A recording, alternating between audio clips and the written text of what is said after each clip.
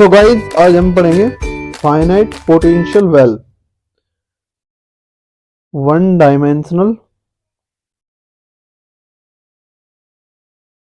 Finite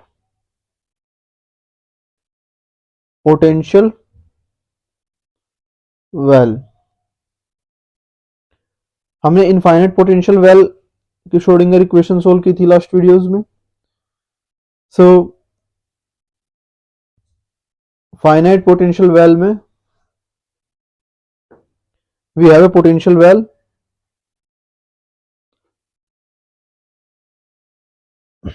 सो यहाँ पे आपका अगर हम इसकी बाउंड्रीज ये -L/2 और ये +L/2 कंसिडर करें and this is our origin. Okay, so at origin x equals to 0। अब आपका पार्टिकल या तो इस रीजन में हो सकता है, फर्स्ट रीजन, या सेकंड रीजन में हो सकता है, या थर्ड रीजन में हो सकता है। ओके, और इस रीजन में आपकी पोटेंशियल V0 है, इनसाइड द वेल आपकी पोटेंशियल 0 है, और इस रीजन में भी आपकी पोटेंशियल V0 है। ओके,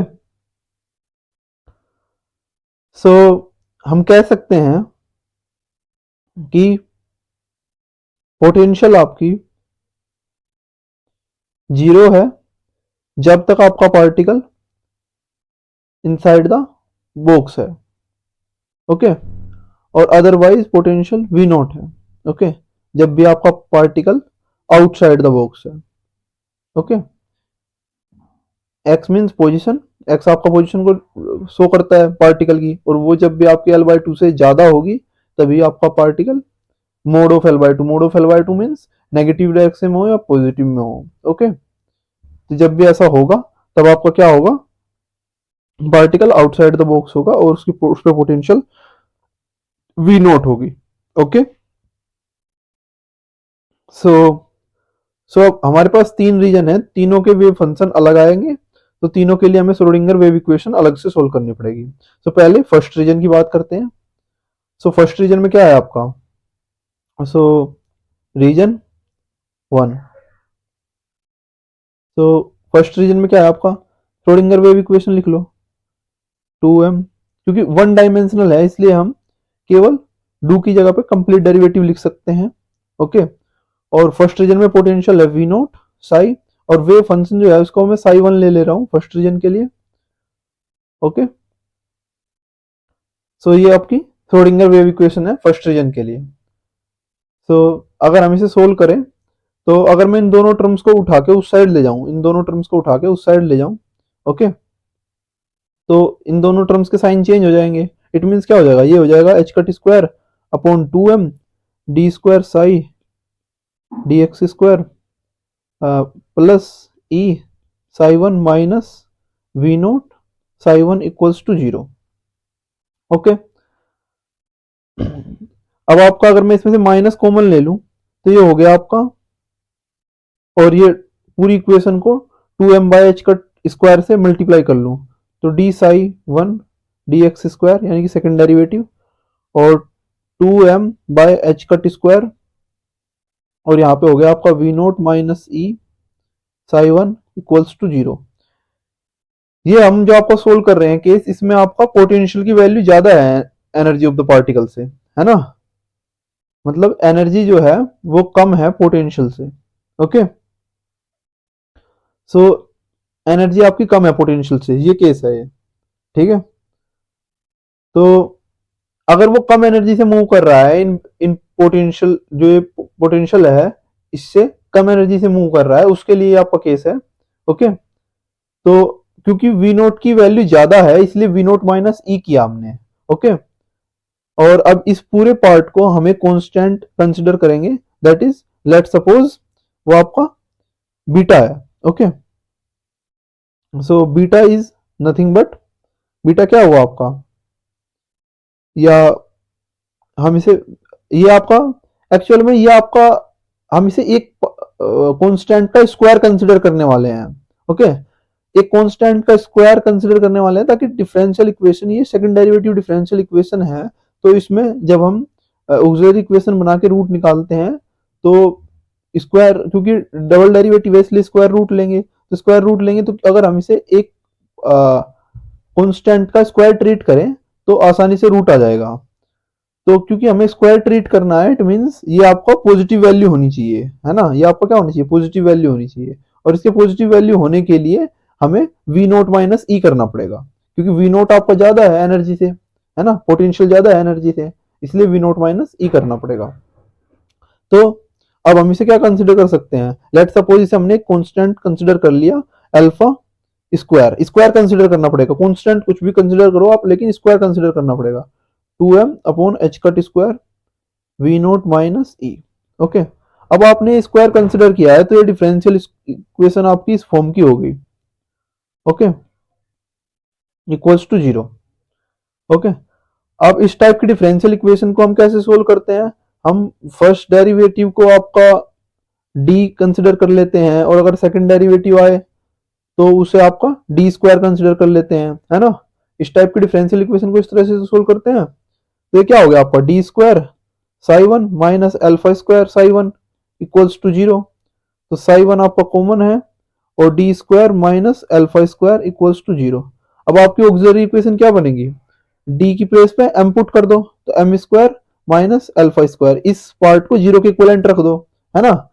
इस पार्ट को 0 के इक्विवेलेंट क्यों रख रहे हैं, क्योंकि साई वन 0 नहीं हो सकता, साई वन 0 होगा तो इसमें आपका पार्टिकल उस रीजन में हो ही नहीं सकता, है ना। तो M square minus alpha square equals to 0। तो एम की वैल्यू, अब देखो अगर हमने अल्फा स्क्वायर कंसिडर ना किया होता बल्कि अल्फा कंसिडर किया होता, कोई कांस्टेंट कंसिडर किया होता तो रूट लेना पड़ता उसका, है ना। अब अल्फा कंसिडर किया है तो ये क्या आ जाएगा आपका, plus minus alpha. Okay, M की वैल्यू, अब एम की वैल्यू प्लस माइनस अल्फा ही है, और इस टाइप की डिफरेंशियल इक्वेशन का सॉल्यूशन क्या होता है, तो इस टाइप की डिफरेंशियल इक्वेशन जैसे साई वन है हमारा, तो Sai one of X is nothing but ए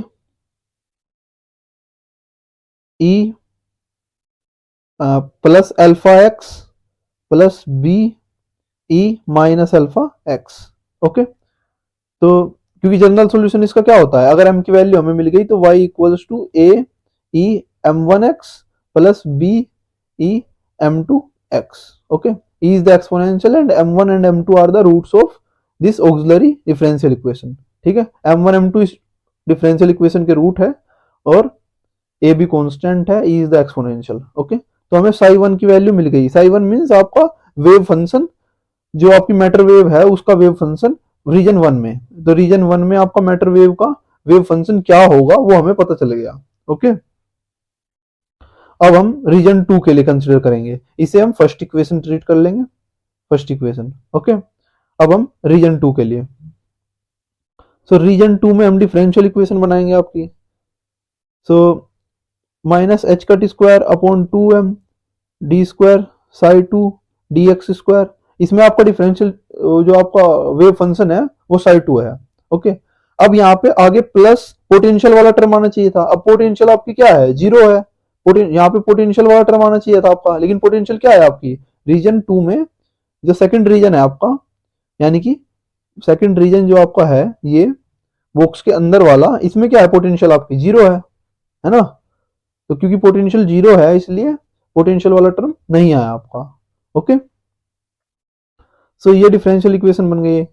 अब इसे क्या करो, इस टर्म को फिर उधर ले जाओ दोबारा से, है ना, जैसे फर्स्ट इक्वेशन को सोल्व किया था, तो इस टर्म को उधर ले जाएंगे तो हमारी डिफरेंशियल इक्वेशन क्या हो जाएगी, D square psi two D X square H cut square upon 2m plus E psi two equals to 0। अब फिर से सेम पूरी इक्वेशन को 2m by H cut square से मल्टीप्लाई कर दो, पहले भी यही किया था हमने same, D square psi two D X square plus 2m E by H cut square psi two equals to 0। Okay, अब फिर क्या, लास्ट इक्वेशन में क्या किया था, ये जो पार्ट था इसे एज ए कांस्टेंट कंसीडर कर लिया था हमने, अल्फा स्क्वायर कंसीडर किया था, अब की बारी क्या कर ले रहे हैं, बीटा स्क्वायर कंसीडर कर ले रहे हैं, तो beta square is nothing but 2m E by H cut square. आप देख रहे हो ये वही कांस्टेंट है जो इनफाइनाइट पोटेंशियल वेल में हमने के कंसीडर किया था, के स्क्वायर, है ना, तो के स्क्वायर भी कंसीडर कर सकते हैं, कोई प्रॉब्लम नहीं है ना। ये अल्फा बीटा आपके कांस्टेंट है, आप अल्फा कंसीडर करो, बीटा कंसीडर करो, के कंसीडर करो, कुछ भी कंसीडर करो, कोई फर्क नहीं पड़ता। ओके, सो अगर हमने बीटा कंसीडर किया तो हमारी डिफरेंशियल इक्वेशन बन गई D square psi two D X square plus beta square psi two equals to 0। Okay, अब आपका क्या है, सेम वही आपका D D by D X square, D इसे सेकंड डेरिवेटिव को हम एज डी स्क्वायर ट्रीट कर देंगे, है ना। तो ये हमारी डिफरेंशियल इक्वेशन क्या बन जाएगी, ये हमारी differential equation D square psi two plus beta square psi two equals to 0 इस फॉर्म की बन जाएगी। अब क्या है आपका D square plus beta square जो है आपका उसमें डी को एम से रिप्लेस कर देंगे, इस पार्ट में क्या है डी को एम से रिप्लेस कर देंगे और इसके रूट्स निकाल लेंगे। ये आपकी ऑक्सिलरी इक्वेशन आ गई, इसके रूट्स निकाल लेंगे। तो एम की वैल्यू क्या आ गई आपकी, इस साइड गया है तो एम स्क्वायर इक्वल्स टू आ गया माइनस बीटा स्क्वायर। अब रूट करेंगे तो आपका प्लस माइनस आयोटा बीटा आ जाएगा। ओके, अब आपका पिछली बार तो रियल रूट्स आए थे, अब की बार आपके क्या है इमेजिनरी रूट्स आ गए प्लस माइनस आयोटा बीटा, है ना। तो क्योंकि आपके इमेजिनरी रूट्स आ गए तो इमेजिनरी रूट्स वाले में सॉल्यूशन क्या है, इमेजिनरी रूट्स वाले में सॉल्यूशन आपको क्या किस टाइप का होता है, y equals to C cos M one X plus D sine M two X, इस टाइप का होता है सॉल्यूशन। और यहाँ पे y की जगह पे क्या है, साई है, साई का फंक्शन है, second wave function, sigh of 2 लिख दिया मैंने c। अब कोस m1 क्या है आपका, m1 है बीटा, तो दोनों रूट्स आपके प्लस माइनस आयोटा बीटा है। तो ये तो आपका आप प्लस में लिखो या माइनस में लिखो, beta is the imaginary part only, है ना। तो हम ये हो गया कोस beta X plus D sine beta x. Okay okay, तो इसमें आपका क्या है, इसमें आपका इमेजिनरी पार्ट आया है दोनों रूट्स का, ये m1 m2 की जगह पे दोनों रूट्स का जो इमेजिनरी पार्ट है वो आएगा कोस में, है ना। ये आपका रूट्स अगर मान लो m आपका इस टाइप से होता कि a प्लस आयोटा बीटा होता तो कोस में आपका b आएगा ओनली, है ना, bx। ओके, तो दिस द सॉल्यूशन। ओके, तो इसलिए बीटा आया है यहाँ पे। तो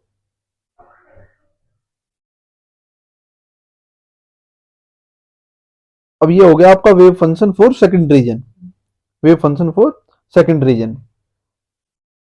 तो इसे हम सेकंड इक्वेशन कंसीडर कर दे रहे हैं। अब हम निकालेंगे आपका wave function for third region. Third region के लिए आपका वेव फंक्शन क्या है, तो आप देख रहे हो थर्ड रीजन में आपकी पोटेंशियल सेम ही है, minus H cut square upon 2m D square psi 3 D X square. अब थर्ड रीजन में आपकी पोटेंशियल क्या है, वी नोट है, जो कि आपकी फर्स्ट रीजन में थी। तो V naught psi 3 equals to E psi 3। तो आप एक काम ये भी कर सकते हो कि आपने फर्स्ट रीजन में तो सोल्व कर ही लिया था, फर्स्ट रीजन में आपने वेव इक्वेशन सोल्व कर ही ली थी। ये देखो फर्स्ट रीजन में हमारे पास ये इक्वेशन है, तो यही सेम आप क्या कर सकते हो, थर्ड रीजन में भी यही लिख सकते हो, कांस्टेंट डिफरेंट हो जाएंगे, डेफिनेट सी बात है ना। तो थर्ड रीजन में भी आप यही लिख सकते हो, या फिर आप इसे सोल्व भी कर सकते हो। तो सोल्व करना चाहे तो सोल्व कर लो। तो सोल्व करने के लिए क्या है, इन दोनों को उस साइड पहुंचा देंगे, उस साइड पहुंच के क्या होगा, दोनों के साइन चेंज हो जाएंगे, है ना। तो क्या होगा, H cut square upon 2m D square psi 3 by D X square minus plus E psi 3, E तो प्लस का ही रहेगा, minus V naught psi 3 equals to 0। अब आपका ये पूरी इक्वेशन क्या है, 2m by H cut square से मल्टीप्लाई कर दो, तो D square psi 3 D X square. और यहाँ पे क्या है, माइनस कॉमन ले लो क्योंकि वी नोट की वैल्यू ज्यादा है, और 2m by H cut square से मल्टीप्लाई कर दो और वी नोट माइनस ई आ जाएगा और साई 3 इक्वल्स टू 0। ओके, क्या क्या क्या है, 2m by H cut square से मल्टीप्लाई किया है और माइनस कॉमन लिया है क्योंकि वी नोट की वैल्यू एनर्जी से ज्यादा है। ओके, सो और इस वाले कांस्टेंट को हमने रीजन 1 में अल्फा स्क्वायर कंसीडर किया था, तो कांस्टेंट को हमने अल्फा स्क्वायर कंसीडर किया था, it means D square psi 3 dx square minus alpha square psi 3 equals to 0। तो आपकी सेमी डिफरेंशियल इक्वेशन बन गई जो आपकी फर्स्ट रीजन में थी। तो इसका सॉल्यूशन क्या आएगा, psi 3 of X equals to, constant अलग आएंगे डेफिनेटली, ई कॉन्स्टेंट ले रहा हूं मैं, एक्सपोनेंशियल, ओके, एंड रूट्स आपके अल्फा माइनस प्लस अल्फा और माइनस अल्फा आएंगे। तो it means alpha X plus F E minus alpha X, okay. तो ये आपका क्या आ गया, थर्ड इक्वेशन कंसिडर कर लो इसे, ये आपका थर्ड रीजन में भी फंक्शन की वैल्यू आ गई, ओके। सो अब आपका फंक्शन लिख ले रहे हैं, तो आपका साई 1 ऑफ एक्स की वैल्यू क्या है, A E alpha X plus B E minus alpha X. Psi 2 of X क्या है, C cos beta X plus D sine beta X. Psi 3 of X क्या है, E alpha X plus F minus alpha X, okay. अब हमें पता है कि हमने लास्ट वीडियोस में डिस्कस किया था कि वेव फंक्शन की कुछ एक्सेप्टेबल होने के लिए कुछ कंडीशंस है। तो कंडीशंस क्या है कि आपका वेव फंक्शन जो है, जैसे जैसे वेव फंक्शन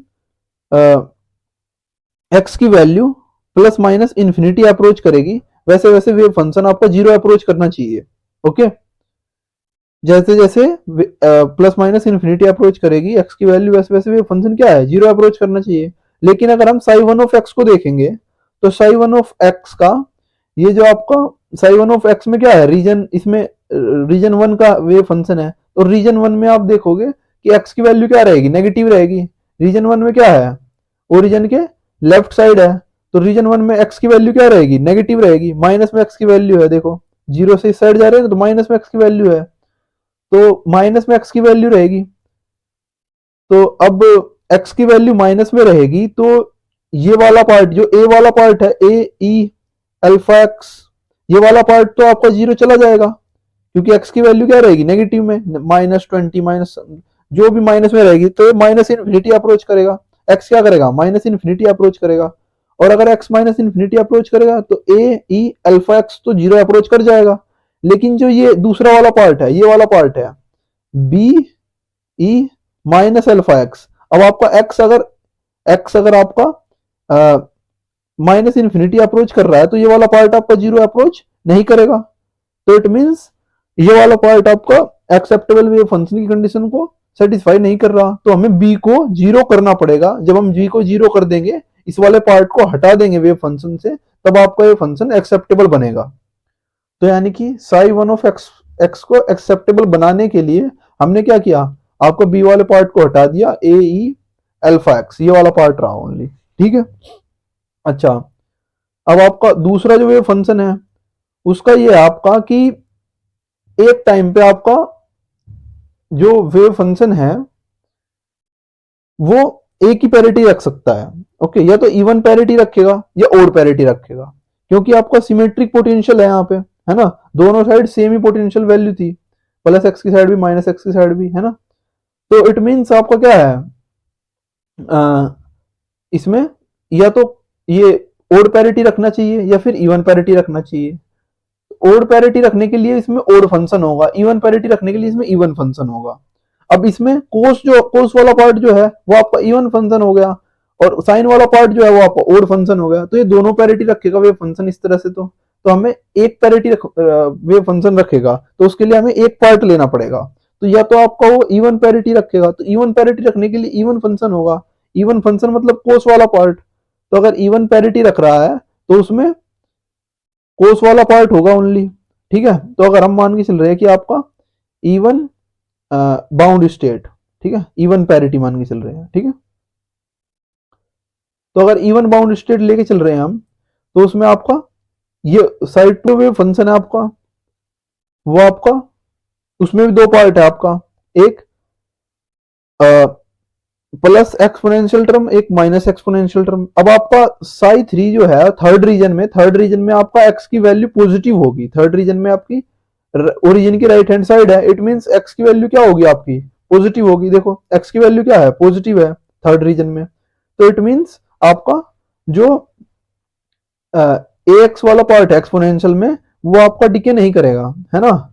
ये वाला जो आपका पार्ट है ये तो इंक्रीज होगा, है ना, as x approaches to plus infinity, ये वाला पार्ट आपका डिके करेगा। तो यानी कि ये वाला पार्ट ही हम रखेंगे, ये वाला पार्ट हम नहीं रख सकते, क्योंकि ये वाला पार्ट रखेंगे तो ये जो आपकी कंडीशन है एक्सेप्टेबल वेव फंक्शन होने की, कि वेव फंक्शन जीरो अप्रोच करना चाहिए, जैसे कि x की value plus minus infinity approach करे, वैसे आपका वेव फंक्शन क्या है, जीरो अप्रोच करना चाहिए। लेकिन अगर हम ये वाला पार्ट रखेंगे तो वो जीरो अप्रोच नहीं करेगा, तो इसलिए f वाला पार्ट हमें रखना पड़ेगा, यानी कि f e माइनस ए एक्स। ओके, तो मतलब जहां पे नेगेटिव एक्स की वैल्यू है वहां पे हम पॉजिटिव एक्स वाला पार्ट रखेंगे, और जहां पे पॉजिटिव एक्स वाली वैल्यू है वहां पे नेगेटिव एक्स वाला पार्ट रखेंगे।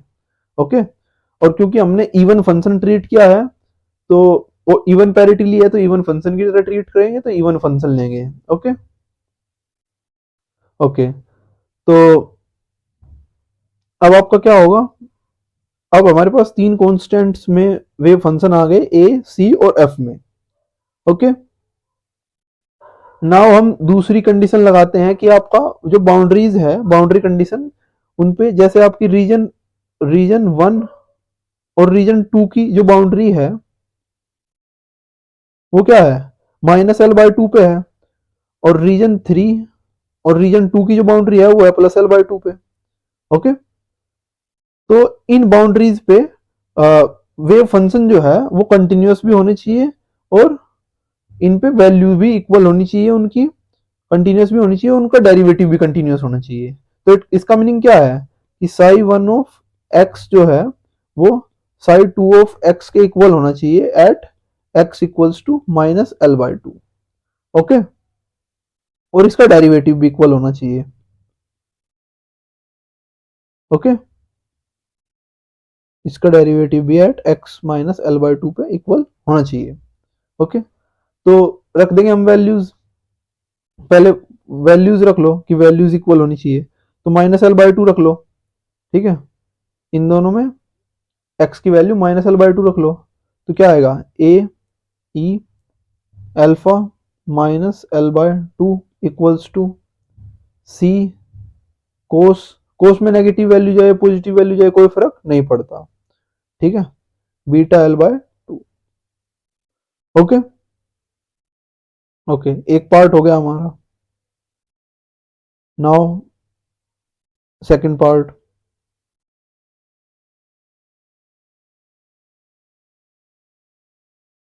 अब इनके डेरिवेटिव्स निकालो, साई वन ऑफ एक्स के साई टू ऑफ एक्स के। ठीक है, तो डेरिवेटिव आपका साई वन ऑफ एक्स का जो डेरिवेटिव है, तो आपकी फर्स्ट कंडीशन से इक्वेशन आ गई, ये जो आपकी फर्स्ट कंडीशन थी इससे इक्वेशन आ गई, इस इक्वेशन को मान लेट सपोज मैंने इक्वेशन फोर्थ कंसिडर कर दिया। ओके, अब आपका ये वाली कंडीशन लगाओ, डेरिवेटिव्स निकालो, तो पहला डेरिवेटिव क्या आएगा, A alpha E alpha X. Okay, इसका डेरिवेटिव निकाला एक्स के रेस्पेक्ट में, A alpha E alpha X equals to, इसका डेरिवेटिव निकालेंगे तो सी बीटा, और कोस का डेरिवेटिव माइनस साइन, तो it means minus C beta cos beta X, और इन डेरिवेटिव्स की वैल्यू देखनी है at x equals to minus L by two पे, at x equals to minus L by two पे। तो A alpha exponential minus alpha L by two equals to होगा माइनस सी बीटा कोस, ये cos तो था ही, इसका derivative sign में आना चाहिए, कोस तो आपका था ही, इसका डेरिवेटिव क्या आना चाहिए, साइन में आना चाहिए, तो ये साइन आएगा, कोस का डेरिवेटिव माइनस साइन, तो साइन, तो ये साइन बीटा, अब साइन माइनस थीटा क्या होता है, माइनस साइन थीटा, तो ये माइनस बाहर आ जाएगा तो ये प्लस हो जाएगा, beta L by two. Okay, तो इट मीन्स आपका हमारे पास ये आ गई सेकंड इक्वेशन, ये आपकी ये फोर्थ इक्वेशन थी, आपकी फिफ्थ इक्वेशन बन गई। ओके, अब हमारे पास दो ही वेरिएबल है ए और सी, और दो इक्वेशन है। ओके, अब एक काम करो, फिफ्थ इक्वेशन को फोर्थ से डिवाइड कर दो, dividing dividing fifth equation by fourth equation, तो क्या मिलेगा? साइन अपॉन कोस तो आपका ये तो हो गया 10 और सी से सी कैंसिल आउट हो गया, है ना। साइन अपॉन कोस तो आपका 10 हो गया और सी से सी कैंसिल आउट हो गया। ओके, तो आपका यहाँ पे बचा beta 10, beta L by 2 equals to, और इस साइड क्या आएगा आपका, ए से ए कैंसिल आउट हो गया, है ना। अल्फा बचा और एक्सपोनेंशियल टर्म कट गया, तो यहाँ पे अल्फा बचा। ओके, तो ये आपकी इक्वेशन बनी। अब अगर हम इस पूरी इक्वेशन को एल बाय 2 से मल्टीप्लाई कर दे, एल बाय 2 से पूरी इक्वेशन को मल्टीप्लाई कर दे, तो हमारा होगा beta L by 2 10 beta L by 2 equals to alpha L by 2। Okay, so अब beta L by 2 equals to होता है आपका पी, इसे पी कंसिडर कर लो आप। इसे पी क्यों कंसिडर कर रहे हैं हम, क्योंकि हम 10 की एक ऐसी इक्वेशन नहीं चाह रहे जिसमें कांस्टेंट मल्टीप्लाइड बाय एंगल हो, बल्कि हम एक ऐसी इक्वेशन चाहते हैं जिसमें ओनली एंगल हो, क्योंकि उसका हम ग्राफ इजीली ड्रॉ कर सकते हैं। ओके, और इजीली सॉल्यूशन फाइंड कर सकते हैं। तो इसलिए बीटा एल बाय 2 को पी कंसिडर कर लिया और अल्फा एल बाय 2 को क्यू कंसिडर कर लिया। अब हमारे पास यही इक्वेशन एक सिंप्लीफाइड फॉर्म में आ जाएगी, that is P 10 P equals to Q. Okay, तो ये हमारी इक्वेशन 6 हो गई। ओके, अब हमें क्योंकि दो वेरिएबल है पी और क्यू, तो इन दोनों को सोल्व करने के लिए भाई हमें दो इक्वेशन चाहिए। अब हमारे पास एक इक्वेशन तो ये है, दूसरी पी और क्यू एक्चुअल में अल्फा और बीटा पे डिपेंडेंट है, और अल्फा और बीटा की वैल्यूज क्या थी? अल्फा की वैल्यू, अल्फा स्क्वायर तो आपका 2m by H cut square V naught minus E था, और बीटा स्क्वायर आपका क्या था? 2m by H cut square into E था। ओके, तो अगर हम इन दोनों इक्वेशंस को ऐड कर दें, इन दोनों की वैल्यूज को ऐड कर दें, alpha square plus beta square कर दें, तो हमें क्या मिलेगा? 2m v not upon H cut square. Okay, तो हमें अल्फा और बीटा में एक इक्वेशन और मिल गई, लेकिन हमें इक्वेशन चाहिए पी और क्यू में, अल्फा और बीटा में नहीं चाहिए, है ना। तो अल्फा और बीटा को पी क्यू बनाने के लिए बीटा में क्या है, एल बाय 2 की मल्टीप्लाई करनी पड़ेगी, अल्फा में क्या है, एल बाय 2 की मल्टीप्लाई करनी पड़ेगी। तो इट मीन्स हमें बीटा स्क्वायर और अल्फा स्क्वायर में एल स्क्वायर अपॉन 4 की मल्टीप्लाई करनी चाहिए, एल स्क्वायर अपॉन 4 की। तो एल स्क्वायर अपॉन 4 की अगर हम मल्टीप्लाई करेंगे plus beta square L square upon 4 की, पूरी इक्वेशन में हमने एल स्क्वायर अपॉन 4 की मल्टीप्लाई कर दी, 2m v not L square upon 4 h cut square. तो ये आपका अगर इसका होल स्क्वायर ले ले तो ये बन गया, प्लस ये बीटा एल बाय 2 का होल स्क्वायर बन गया, और ये आपका 2 से 4 कैंसिल आउट हो गया, तो m v not L square upon 2 h cut square हो गया। ओके, अब ये अल्फा एल बाय 2 और बीटा एल बाय 2 आपके क्या है, पी और क्यू है, तो ये आपका P square plus Q square equals to, अब ये आपकी एम कांस्टेंट है, इसमें वी नॉट कांस्टेंट है, एल कांस्टेंट है ना, एच कट कांस्टेंट है, 2 तो कांस्टेंट है ही, तो इट मींस ये आपको एक कांस्टेंट क्वांटिटी आने वाली है, तो इट मींस इसे हम एक कांस्टेंट के स्क्वायर की तरह ट्रीट कर सकते हैं। लेट्स सपोज वो हमने आर स्क्वायर कंसीडर कर दिया।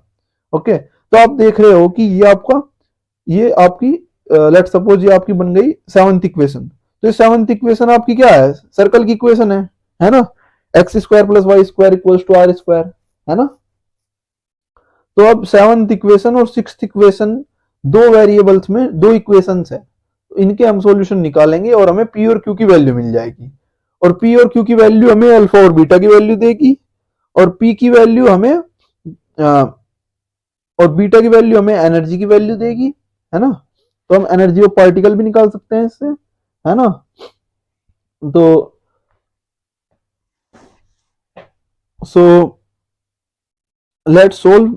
अब हम इन दो इक्वेशंस को सोल्व करने के लिए क्या करेंगे कि इन दोनों इक्वेशंस के ग्राफ बना लेंगे, और जो इंटरसेक्शन पॉइंट होंगे वो हमें पी और क्यू की वैल्यू देंगे। तो P 10p equals to Q, P 10p equals to Q, दूसरी इक्वेशन है ये है इक्वेशन 6 ऊपर लिखी हुई है ना। तो इन दोनों इक्वेशंस के बनाएंगे।